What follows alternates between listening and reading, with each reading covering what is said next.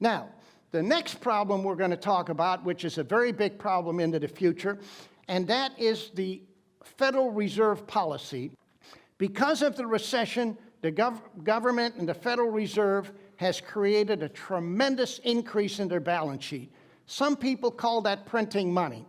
I wouldn't exactly call it printing money because the money is not in circulation. As I'm going to show you, the money is actually going into the banks. But if this money was going into the economy, then of course you would be having high inflation, and that's what everybody's worried about.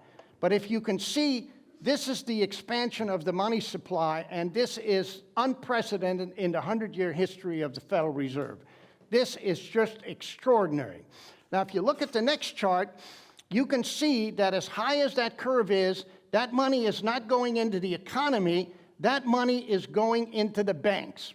So the banks are getting a free ride. They're putting the money in, they're creating the money and putting it in the bank. The banks landed out at 2.5% to 3%, and they are making real good money, and they don't have to lend money to the consumer because they're making this without taking any risk. And a bank would rather have a risk-free loan than one with a little bit higher than loans. So what is going to solve this problem? As long as this money stays in the bank, you're not going to have high rates of inflation. But the minute it starts to circulate, you can have very high rates of inflation. Now, the rate of inflation can come up to you like a thief into the night. In the 70s, I'm going to give you an example. The Fed did the same thing, but they didn't take the money out. There's two things that the Fed can do. They can create this liquidity and get the economy going, and then they can slowly pull it out, as I'm going to show you Japan did, and then you don't have this high rate of inflation. But if you leave it in there, you're going to have high inflation. And this is a chart what happened in the 70s when I started Century Management in 1974. The inflation rate was running at 2.7%. And in a matter of 2 years, it went from 2.7 to 12. It was going up every month, and the stock market went down 45% in the big caps and 75% in the small cap. So this was one of the worst bear market since the Great Depression. And while I was in that field, I thought to myself, you know, things can't get much worse, and stocks are so cheap at 5 to 8 times earnings. So I decided to start Century Management because I thought it was a great opportunity to be able to buy these stocks very cheap, and it turned out to be correct. But the feeling at that time was like the world is going to come to an end. I figured if the world comes to an end, it doesn't matter, and if it doesn't come to an end, I'm going to make a lot of money. So that's the way to think about the value system. So what we have to do is we have to recognize that if the government is not going to pull this money back out, we're going to have high inflation, and we're going to have to deal with this. If they pull it out in time, then we can avoid this inflation. That's exactly what Japan did. Take a look at the chart on Japan.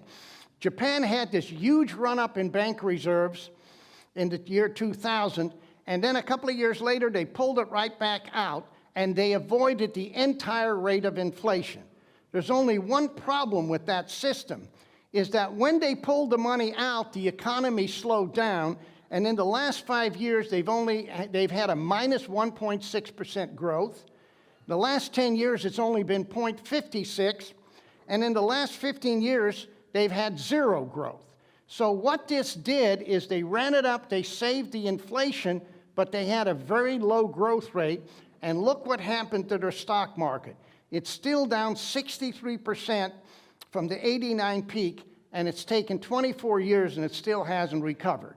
So if we're going to pull the money out, it's got to be done in a very slow method used, because if it isn't done properly, we could have a very slow growth. We may not have a lot of inflation, but have a slow growth, and it would be difficult to grow the economy. So to summarize it, we've got two approaches. If you leave it in, we have to worry about inflation. If they pull it out too fast, we could have recessions or slow growth. And that is the crisis right now that the Federal Reserve finds themselves in. And there's a lot of people feel that it can be done. I've talked to people who've spent 20 years on the Federal Reserve. They feel we could pull this money out gradually, but if they overstay, we're going to have a lot more inflation than we've ever had in the past. Now look at what the Japanese are doing, and this is a real concern. Here is a nation whose culture did not believe in printing money, and now they're doing it more than anybody else because they have had a lost decade.